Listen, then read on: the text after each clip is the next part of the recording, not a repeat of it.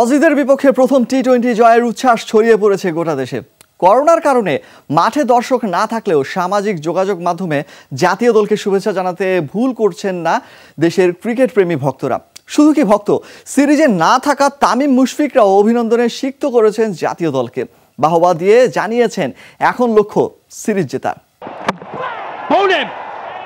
ওয়ানডেতে যতটা লড়াই করে টাইগাররা, ঠিক তার উল্টো চিত্র দেখা যায় টি-20-তে।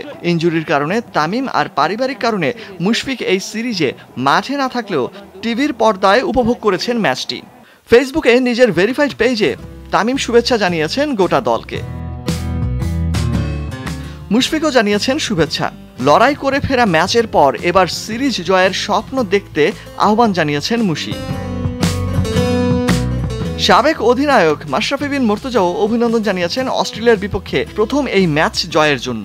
প্রশংসায় ভাসাচ্ছেন টাইগারদের পারফরম্যান্সকে।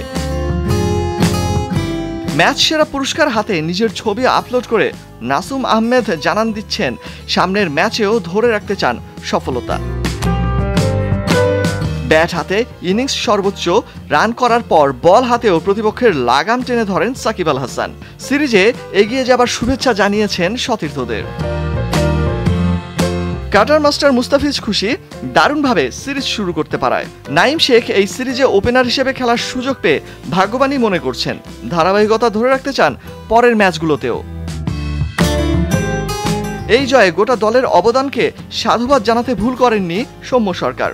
অজিতের বিপক্ষে প্রথম ম্যাচ জেতায় সতীর্থদের কৃতিত্ব দিতে ভুলেননি শরীফুল ইসলাম। প্রথম ম্যাচ জেতা হলেও সিরিজের বাকি 4 ম্যাচের কথা মনে করিয়ে দিয়েছেন আফিফ হোসেন।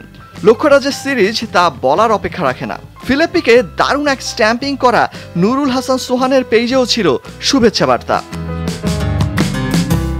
অলক হাসান, যমুনা স্পোর্টস।